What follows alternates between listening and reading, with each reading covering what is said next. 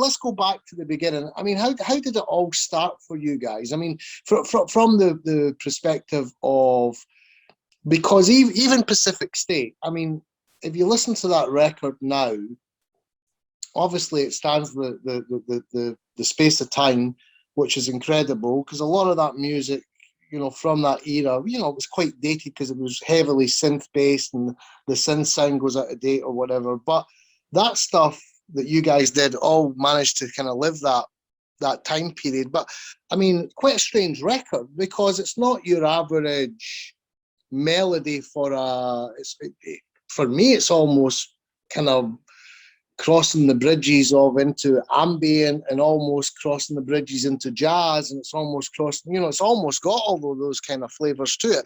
So how did all of that come about? Well, I think there's a lot of, as a group of people, and we started off as 3 people.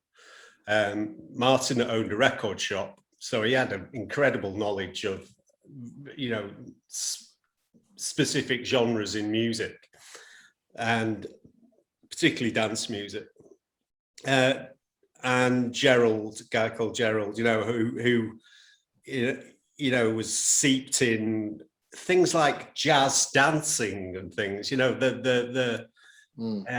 really, me and him had a common interest in fusion music. We sort of loved things like Weather Report and Return to Forever and things like that. So that was synth-based music and what you could do with synth-based music. I mean, obviously we couldn't play like that, but we loved the textures of those records, like the Herbie Hancock records, and they created atmospheres and spaces in that music that we thought would fit really well into house music. So, gradually we over-flavored the curry, as it were. We kind of, and it stood out. And but at the same time, it was a British version of house music. So our arena was things like John Peel on Radio 1. He would play this strange hybrid, whereas like some of the record shops in Manchester were a bit snooty about British house music taking on its own direction. That it's almost like whenever there's a movement, say acid house from Chicago, if you do something slightly different, it's kind of kicked out.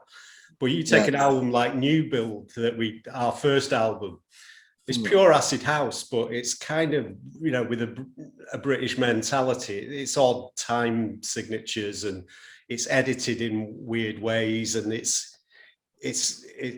operates texturally very different, and it's very comfortable with its own alien qualities, because we listened to a lot of post-punk and left field music, that led to it, and those 2 areas seemed to me like a great marriage, when you were out in the clubs and hearing this really alienated music for alienated people. That was when it hit home to me. I didn't really like the more traditional gospel-based house music that sounded like it came from the same place as the blues and all that kind of thing. I mean, I understood it, and sure. Like 10 City, those records, I mean, they're brilliant, but it wasn't me. But when I heard acid house and its complete wonky alien character, it was something I could fly my, I could unfurl my flag on that, Yeah, I mean, this is it, and then of course I mean, how amazing was it to be, name yourself 808? I mean, you would have thought 303, but 808. Yeah, I mean, that was quite lucky. It's funny because we started off as State 808. Actually, that was our title, but the artwork on the first cover was a bit ambiguous, and everyone just started saying it the other way around. So it became by default 808 State, whereas